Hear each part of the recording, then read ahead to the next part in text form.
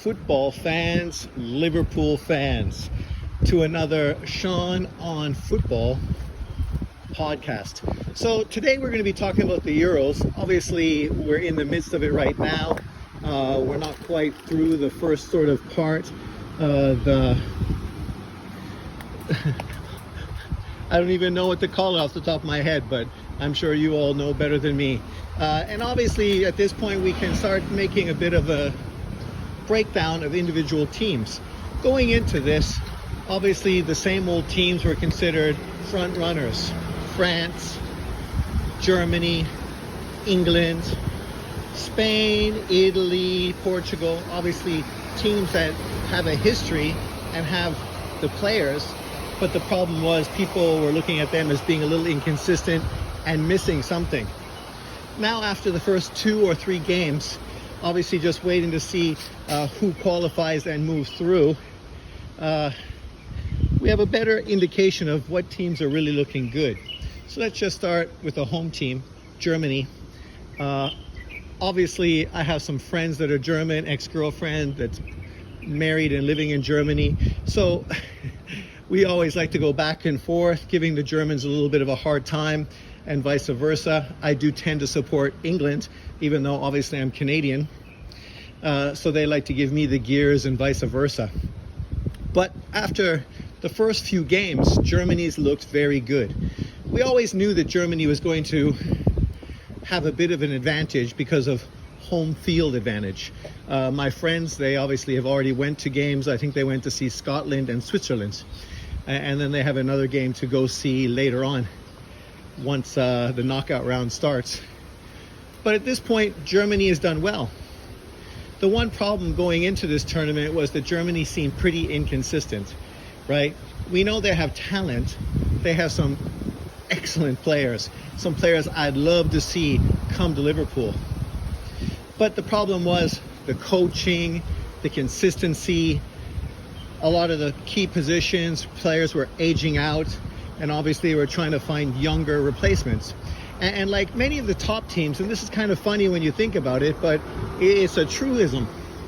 A lot of these top teams are lacking strikers, just outright goal scorers who can produce, right? Obviously, historically, Germany was very good for that. They had Klose, however you want to pronounce it, and who was just a goal getter.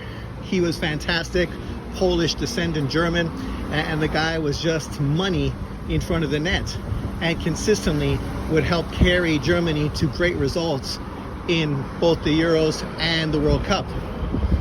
But they're lacking that kind of star player in front of the goal. And it's not just them. Teams like Portugal, Spain have had this issue for quite a while. You know, this has been an ongoing topic of discussion when breaking down these rosters and trying to figure out how they were going to perform moving forward in the future in these international tournaments. And with Germany, that's obviously still a point of concern.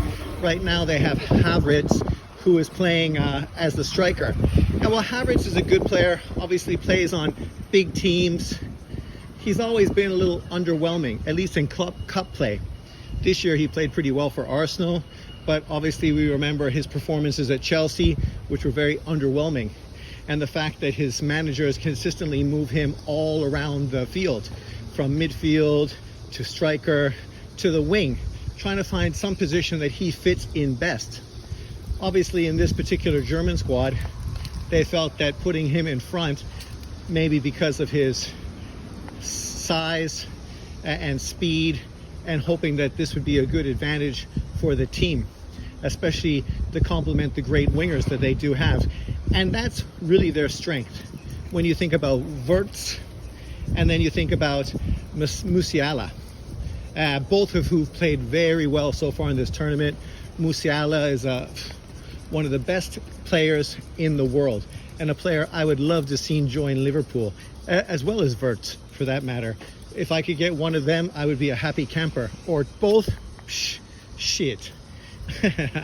All of us Liverpool fans would be fucking fanatical if that was the case. but I don't want to be greedy, so I will just take one. That's fine. Let's take Musiala, who obviously has some English family ties and would be a great addition to the English Premier League. But both of them have played fantastic, along with Havertz up front. And the thing that's really surprised everybody is the way they've performed out of the midfield.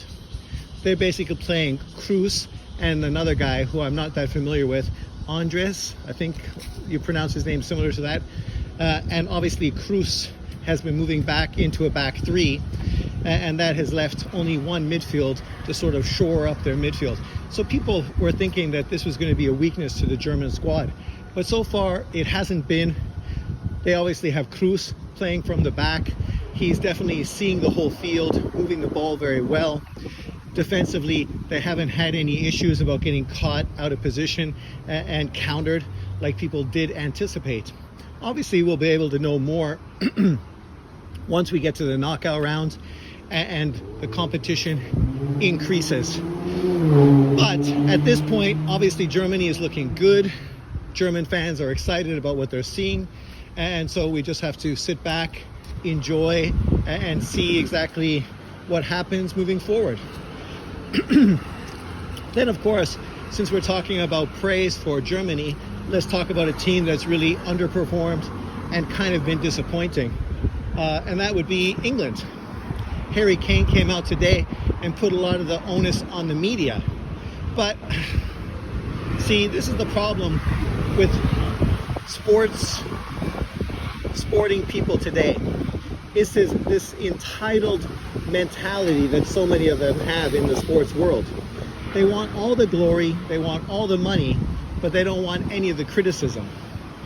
I mean, the reality of the situation is England has a great team. If you look at their attacking players compared to the German team I just broke down for you, they're on par, if not better, right? When you think about Harry Kane as a striker, he's a legitimate striker, unlike Havertz. When you think about wing players like Saka and Foden, those are just the starters. Then of course you got guys like Palmer and Gordon coming off the bench, both young but both very good players that had phenomenal years, right? Then you got Bellingham, who's one of the best players in the world in your midfield, and a guy that obviously is a box-to-box midfielder. Then Rice as well, who's played fantastic for Arsenal this year, being a very strong part to a team that was right there for the title up until the last few games of the season. When you look at that team, the one thing you're not going to think is that they're not going to be able to score goals. The one weakness when we look at that team is their defense. Even though one of the best players so far in this tournament has been Mark Gay, and he definitely should be a focal point to that team, him and Stone.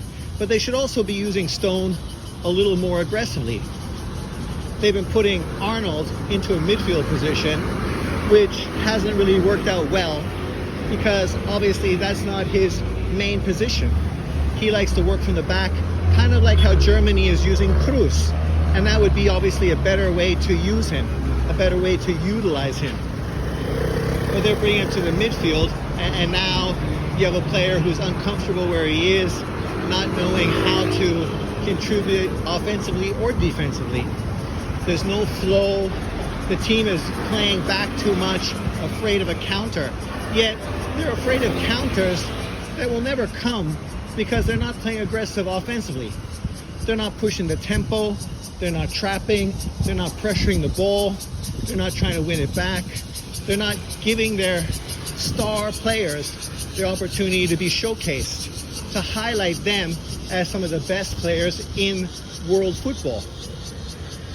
So based on that, and the fact we've seen this before, we've seen how this manager uses the English team and plays a real defensive system, which English fans are not happy about at all.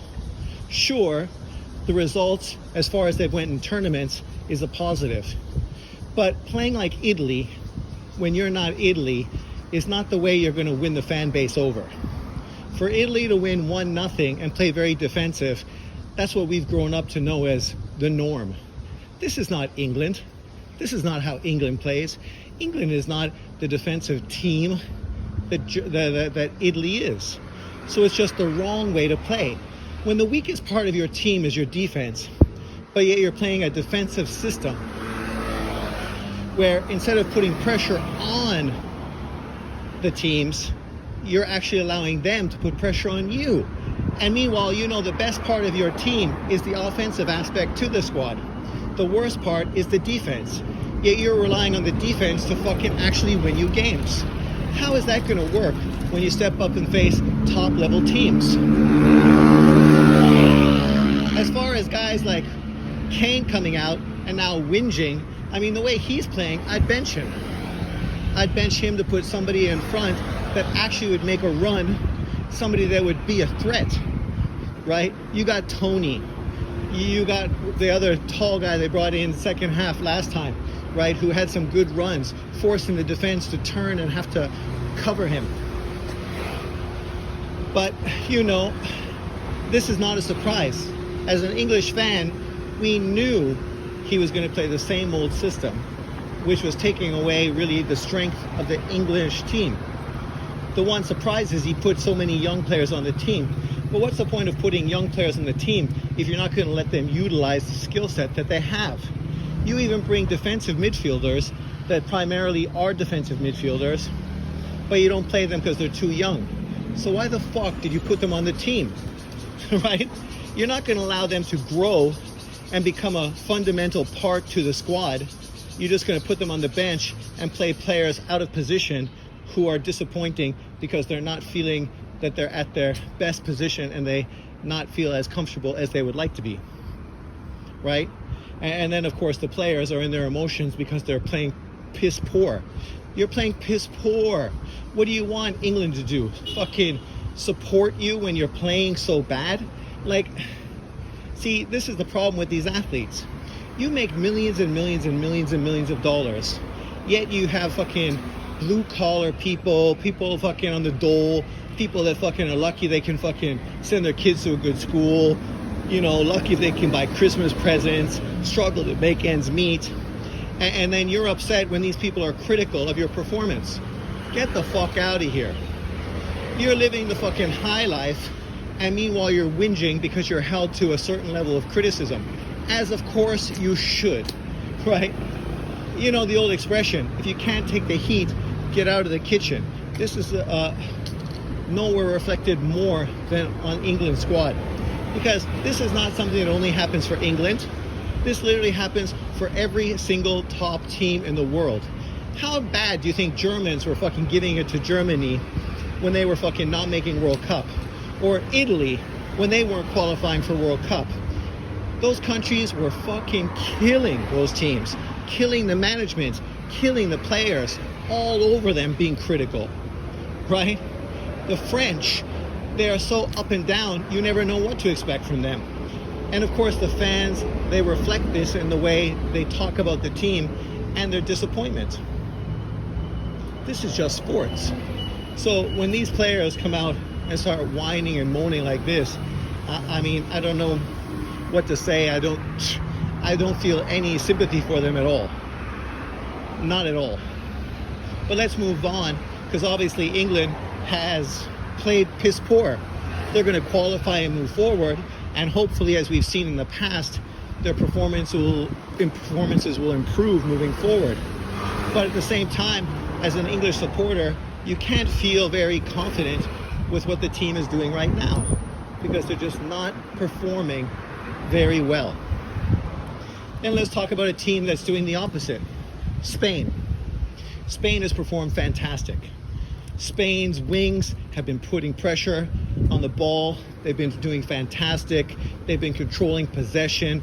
You know, Spain is a team, as I mentioned earlier, lacking a natural striker. Morata, who plays, has always been heavily criticized because he's kind of like Havertz. He seems to be a player out of position.